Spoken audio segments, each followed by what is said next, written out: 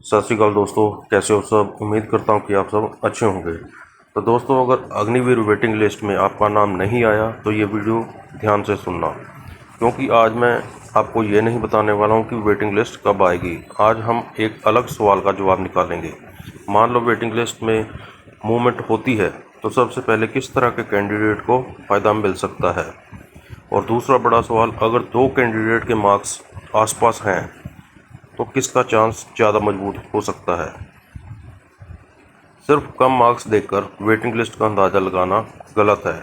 बहुत से कैंडिडेट बोलते हैं भाई मेरे इतने मार्क्स हैं, मेरे दोस्त के इतने मार्क्स हैं, इसलिए मेरा वेटिंग लिस्ट में नाम आ जाएगा। लेकिन सिर्फ मार्क्स देखकर वेटिंग लिस्ट का अंदाज़ा लगाना सही नहीं है, क्योंकि सिलेक्शन प्रोसेस में मेरिट के साथ कैटेगरी, उपलब्ध वैकेंसीज और भर्ती के लागू रूल्स भी मैटर कर सकते हैं। इसलिए अगर कोई आपको सिर्फ मार्क्स देखकर बोल रहा है तेरा नाम पक्का आएगा तो थोड़ा सावधान रहना। वैकेंसीज का मूवमेंट सबसे इम्पॉर्टेंट चीज़ों में से एक है। मान लो किसी जगह जितनी सीट उपलब्ध थी उतने कैंडिडेट सेलेक्ट हो गए, लेकिन बाद में कुछ सीट्स किसी कारणवश खाली रह जाती हैं। अब अथॉरिटी को अगर उन सीट्स को फिल करना है तो आगे उन्हें कैंडिडेट्स को लेना पड़ेगा, लेकिन किस तरीके से और किस कैंडिडेट को लेना है ये ऑफिशियल प्रोसेस पर डिपेंड करेगा। यानी वेटिंग को सिर्फ एक लिस्ट मत समझें, इसे ऐसे समझें ऊपर की तरफ कुछ जगह खाली होती है तो नीचे के कैंडिडेट के लिए मौका बन जाता है, लेकिन हर वैकेंसीज का मतलब कैंडिडेट का सिलेक्शन नहीं है। यहीं से बड़ा कन्फ्यूजन शुरू होता है।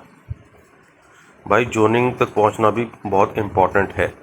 एक कैंडिडेट रिजल्ट में सिलेक्टेड दिखाई दे सकता है, लेकिन फाइनल प्रोसेस में आगे बढ़ना अलग बात है। अगर कोई सिलेक्टेड कैंडिडेट आगे प्रोसेस पूरा नहीं करता तो सिचुएशन बदल जाती है। लेकिन यहाँ भी एक बात याद रखना, एक कैंडिडेट के हटने का मतलब ये नहीं कि उसकी जगह बैठे किसी एक कैंडिडेट का नाम ऑटोमेटिकली आ जाएगा। ऑफिशियल रूल और मेरिट के हिसाब से प्रोसेस हो सकता है। अगर आपके मार्क्स कट ऑफ के बहुत करीब हैं, अब यहाँ सबसे इंटरेस्टिंग सिचुएशन आती है। मान लो कट ऑफ 80 गया, एक कैंडिडेट के 79 मार्क्स हैं और दूसरे के 77। अब दोनों वेटिंग की उम्मीद लगाकर बैठे हैं, लेकिन सिर्फ ये देखकर कि 79 वाला कट ऑफ के ज़्यादा करीब है ये कहना सही नहीं होगा कि उसी का नाम पहले आएगा। क्यों? क्योंकि असली सवाल सिर्फ मार्क्स का नहीं है। असली सवाल है उस कैंडिडेट की मेरिट पोजीशन क्या है और उसके सामने कितनी वैकेंसीज मूवमेंट होती है। अगर ऊपर की मेरिट में कुछ कैंडिडेट्स आगे प्रोसेस में नहीं जाते हैं और वैकेंसीज बनती हैं, तभी नीचे की मेरिट में मूवमेंट का मौका बन सकता है। इसलिए कट ऑफ के आसपास मार्क्स होना पॉजिटिव पॉइंट हो सकता है, लेकिन सिलेक्शन की गारंटी नहीं। अब मान लो दो कैंडिडेट के मार्क्स लगभग बराबर हैं। ये सवाल बहुत सारे कैंडिडेट पूछते हैं, भाई मेरे 78 हैं और दूसरे के भी 78 हैं, तो वेटिंग में किसका चांस ज़्यादा होगा।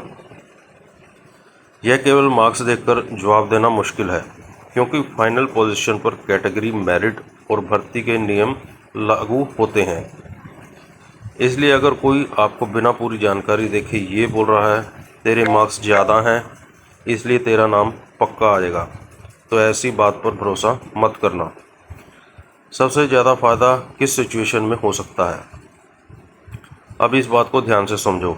अगर किसी पर्टिकुलर कैटेगरी या भर्ती में ऊपर के कैंडिडेट में से कुछ कैंडिडेट्स आगे प्रोसेस में नहीं जाते हैं तो वो अवेलेबल सीट्स के हिसाब से मेरिट में नीचे तक मूवमेंट हो सकती है। यानी वेटिंग में सबसे ज़रूरी चीज़ ये नहीं है कि मेरे मार्क्स कितने हैं, बल्कि सवाल ये भी है मेरे ऊपर कितने कैंडिडेट्स हैं और आगे कितनी मूवमेंट होती है। यही डिफरेंस बहुत सारे कैंडिडेट्स समझ नहीं पाते हैं। एक गलती बिल्कुल मत करना भाई, वेटिंग लिस्ट के चक्कर में अपनी प्रिपरेशन बंद मत करना, क्योंकि अगर आपका नाम नहीं आया तो अभी आपके पास सिर्फ दो ऑप्शन नहीं है, या तो वेटिंग लिस्ट आएगी या सब खत्म।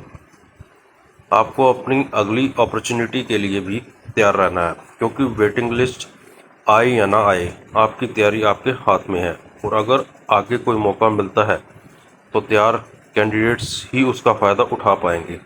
सबसे ज़रूरी बात भाई, अगर आपका नाम अभी वेटिंग लिस्ट में नहीं आया है तो सिर्फ मार्क्स देकर खुद को पूरी तरह बाहर मत मानो।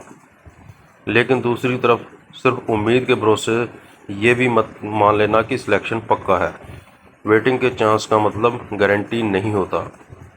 मेरिट, वैकेंसी, मूवमेंट कैटेगरी और ऑफिशियल रूल्स, इन सबको साथ देखकर ही सिचुएशन समझी जा सकती है।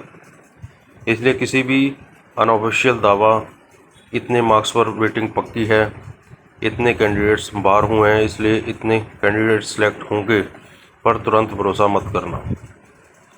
ऑफिशियल अपडेट तक उम्मीद रखो, लेकिन तैयारी मत छोड़ो।